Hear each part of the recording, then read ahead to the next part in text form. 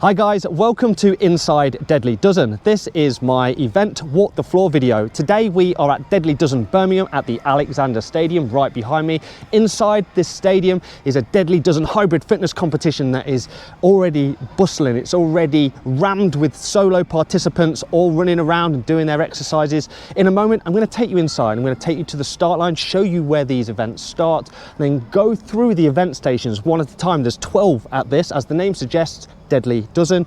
I'm going to go through them. I'm going to point out a little bit about form and movement standards, support the athletes that are out there at the moment, say hi to a few of the judges, and then we'll take you through them all the way to the end sequentially and show you the finish line. Hopefully give you a nice rounded view of what a Deadly Dozen is all about and how it all works and hangs together. These videos are obviously designed and intended for people that have probably never done one and are unsure of how they work. You know, there's lots of questions before you come to one of these events, and hopefully these videos will go a long way to answering them. So right, let's get inside, let's see what it's all about. So one of the first questions you might ask is, well, what is the Deadly Dozen? I'll give you the short version. It is a 12-part hybrid fitness competition. It exists and takes place on athletics running tracks. There are 12 exercises and it works to the run, work, run model, the format that is quite synonymous with hybrid fitness competitions. So you do a run, you come in after the run and you do an exercise and you repeat that sequence 12 times. The runs are done on the athletics track and they are 400 meters long. Once you've done your run, you come in and do the exercise or the next exercise in the sequence.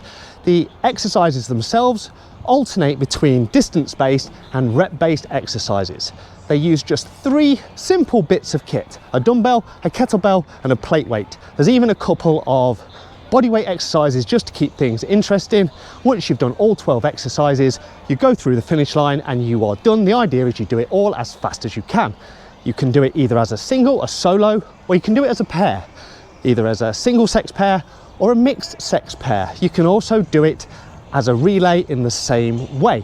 So here it is, the Deadly Dozen. Let's get down onto the grass and see what it's all about. So all Deadly Dozens start here at the top of the 100 meters track, which is just offset a little bit from the main running track so you don't get in the way. They start in waves of about 8 to 10 roughly. That can feel a few more when you're doing doubles because there's more people in the start pen.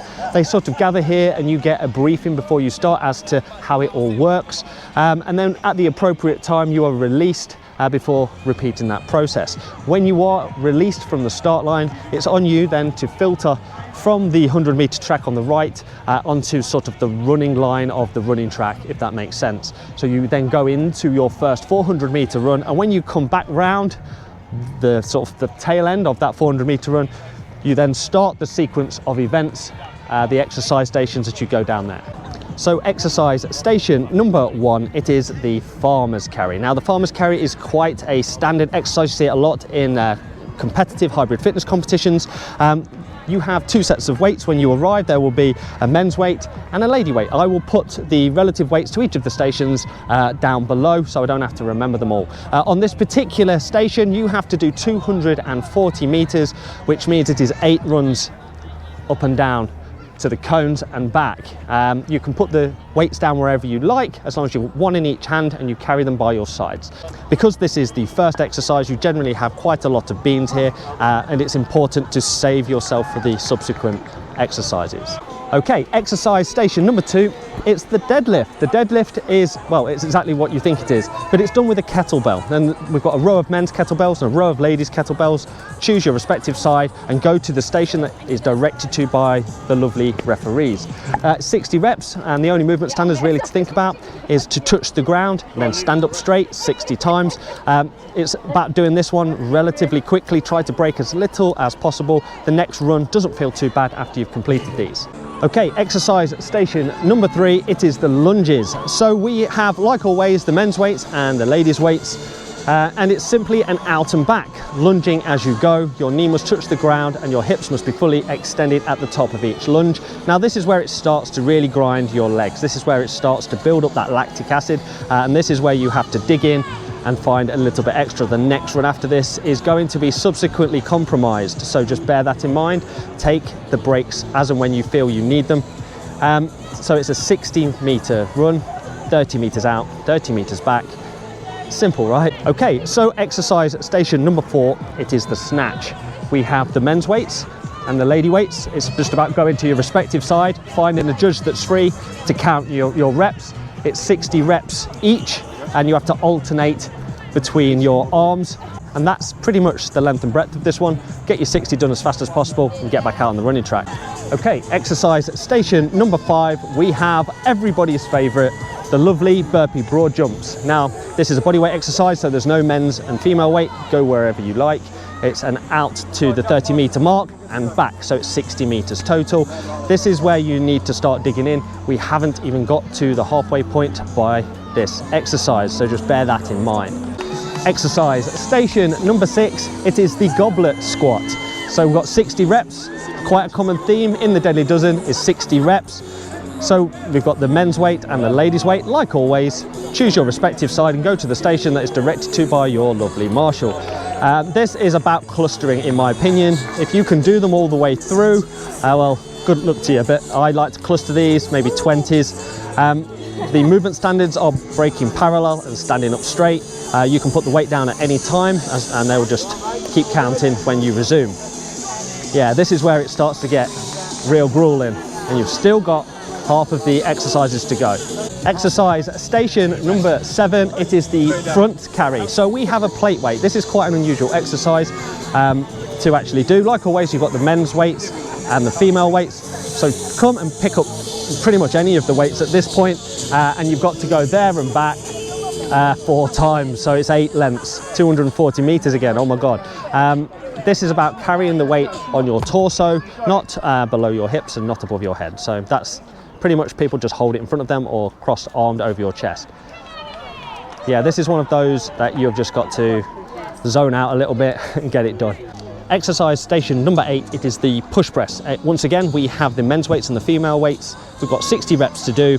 It's just about getting this done as fast as you can. Now, with regards to the movement standards, as long as those weights are locked out above your head, that's pretty much the only prerequisite. Shoulder to lock out, shoulder to lock out. And there's a few ways. You can either strict press it, you can push press it, or you can drop press it, as long as your arms lock out and you're stood up straight.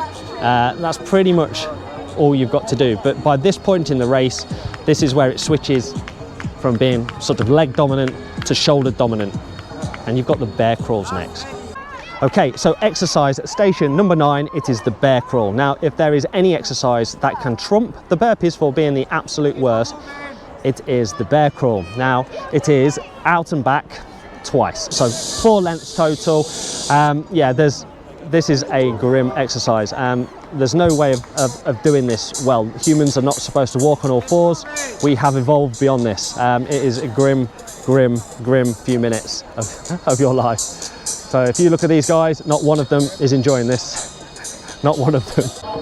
Exercise station number 10, it is the clean and press. So at each station we have a plate weight, men and female weights, as always. When you enter the station, go to the station that you are directed to that has a referee at it, and they will do some lovely counting for you. The idea is that you touch the plate on the floor and lock it out overhead. It is as simple as that for 60 reps, and you are getting just that inch in toward the end now, but your shoulders will be on fire by this point. Okay. Exercise station number 11, and the penultimate exercise before getting to the end, is the overhead carry. So we have 6 lengths to do, out and back, I think 180 meters for this one. Once again, there are the men's weights and the ladies' weights ready for you. The only movement standards really is that you must hold the weight, the plate weight, above your head for the entire duration. Now, if at any point you want to stop, you can just put the weight down, wait until you've got blood back in your arms again, and then go again. It's as simple as that, and it's the last one, going into the last run at this point before the last exercise station.